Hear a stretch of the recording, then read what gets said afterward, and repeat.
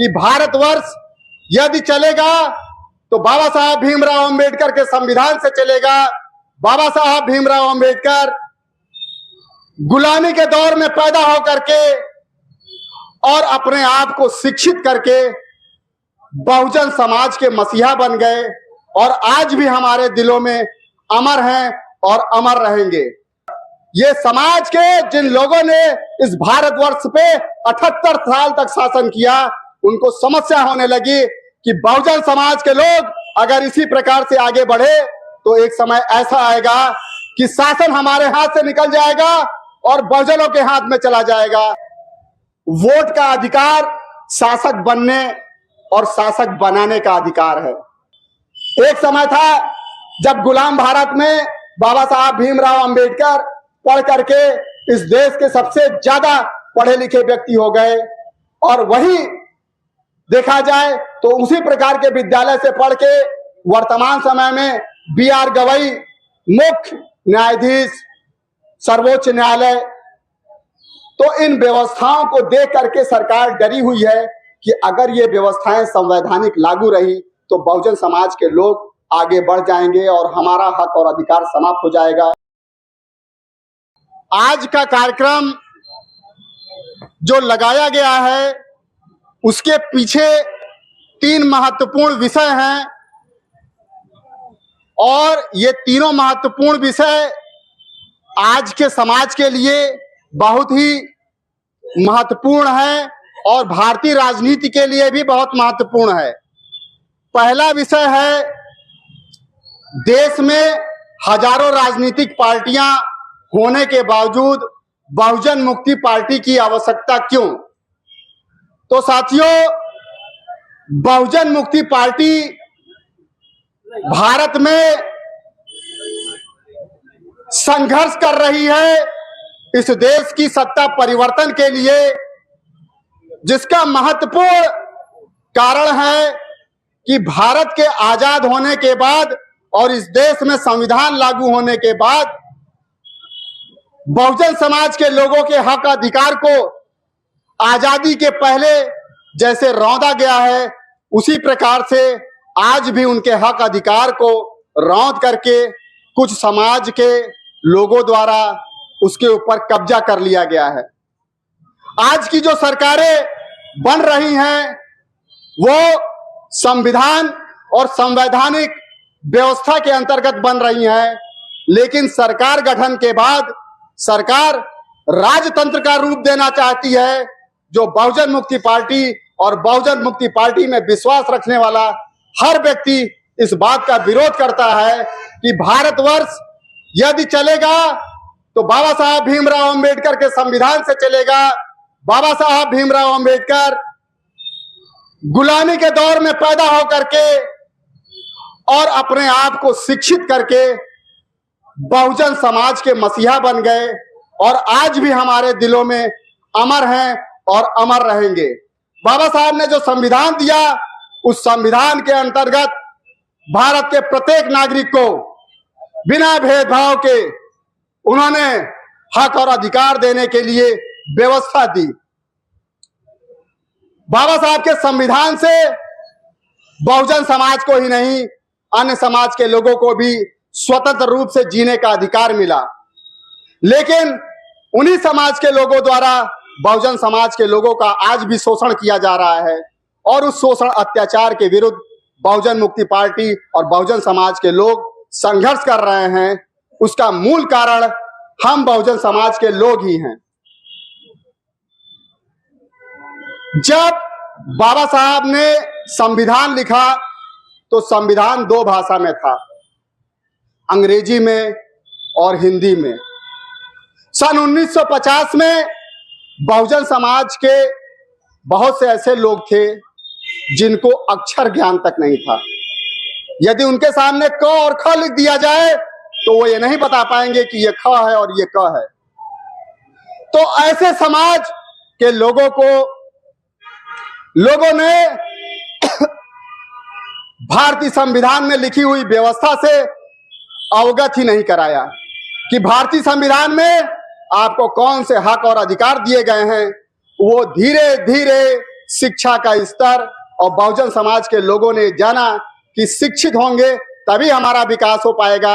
हमारे कुछ साथियों ने कहा कि ये नारा दिया गया कि आधी रोटी खाएंगे लेकिन अपने बच्चों को पढ़ाएंगे। इन्हीं संघर्षों के बदौलत हम लोग पढ़े और हमें अक्षर ज्ञान हुआ। अक्षर ज्ञान के बाद भाषा का ज्ञान होगा और भाषा ज्ञान के बाद हम लोगों ने उन किताबों में लिखी हुई बातों को पढ़ा और लगातार कई बार पढ़ने के बाद, कई दशकों तक पढ़ने के बाद उसका अर्थ अब समझ में आने लगा। तो ये समाज के जिन लोगों ने इस भारतवर्ष पे 78 साल तक शासन किया, उनको समस्या होने लगी कि बहुजन समाज के लोग अगर इसी प्रकार से आगे बढ़े तो एक समय ऐसा आएगा कि शासन हमारे हाथ से निकल जाएगा और बहुजनों के हाथ में चला जाएगा। इसलिए क्या किया जाए, तो पहला काम उन्होंने करना शुरू किया कि ईवीएम से लोकतांत्रिक देश में वोटिंग होगी। ये ईवीएम मशीन लाने वाली कांग्रेस थी और कांग्रेस ने लाया तो भारतीय जनता पार्टी ने उसका विरोध किया। आज वर्तमान समय में भारतीय जनता पार्टी उसी ईवीएम के बदौलते गैर संवैधानिक सरकार बना रही है और कांग्रेस विरोध कर रही है। क्या इतनी भीड़ में से किसी ने कभी पूछा, जो लोग आजकल ईवीएम का विरोध कर रहे हैं बहुजन मुक्ति पार्टी को छोड़ करके, कि ईवीएम का जनक कौन था, भारत में ईवीएम लाने वाला कौन था? तो वो राजीव गांधी थे। आज उनका बेटा राहुल गांधी, उसे भी अक्षर ज्ञान और भाषा ज्ञान नहीं था। धीरे धीरे हिंदी भाषा का ज्ञान करके अब वो भाषण देने लगा है और इस देश का नेता बनने का प्रयास कर रहा है। किसी पत्रकार बंधु ने आज तक ये नहीं पूछा कि ईवीएम आपके पिताजी ने लाया था, तो पिता द्वारा लाई गई व्यवस्था का विरोध क्यों कर रहे हैं? ऐसा कोई नहीं है।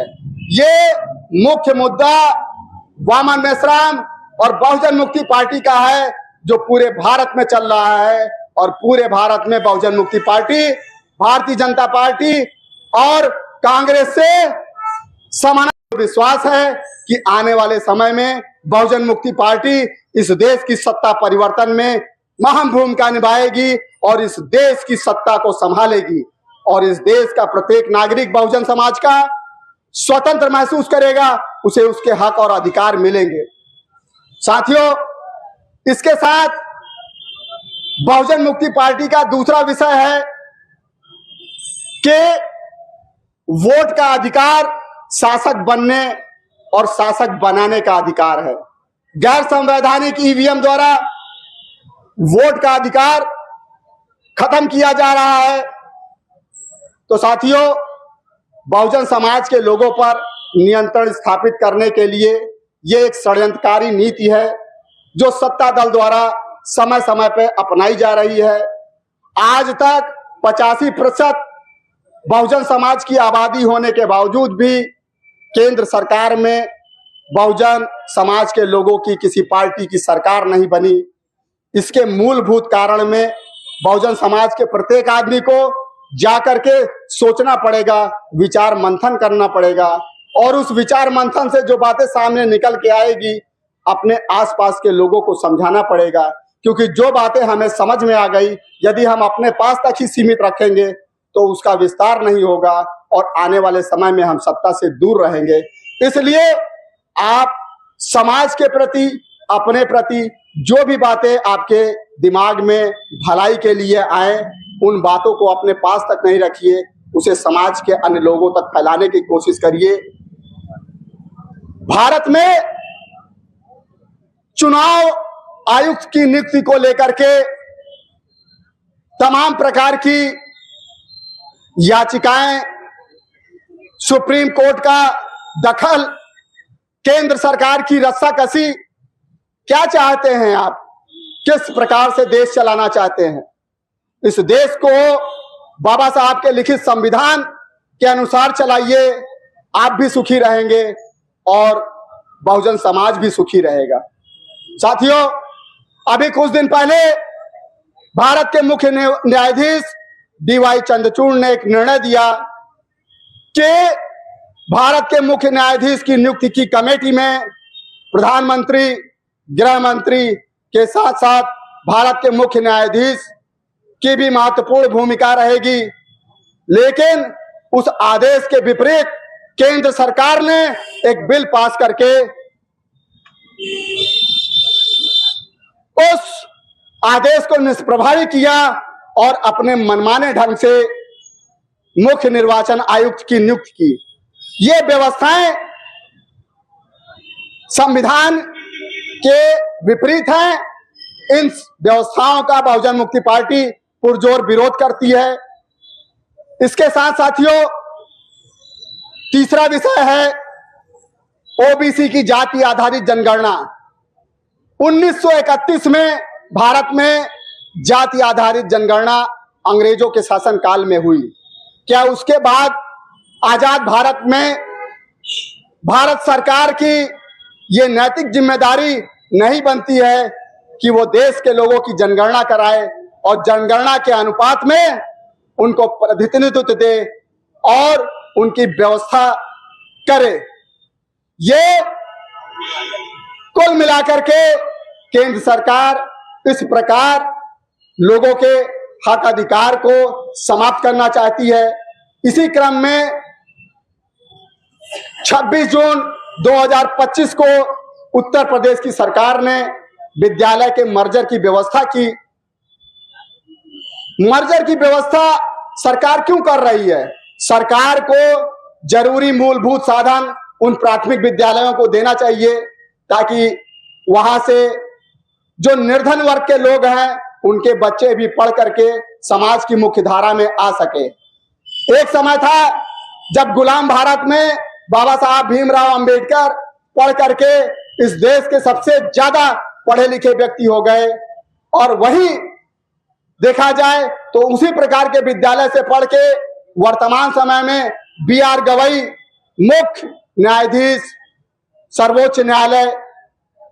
तो इन व्यवस्थाओं को देख करके सरकार डरी हुई है कि अगर ये व्यवस्थाएं संवैधानिक लागू रही तो बहुजन समाज के लोग आगे बढ़ जाएंगे और हमारा हक और अधिकार समाप्त हो जाएगा।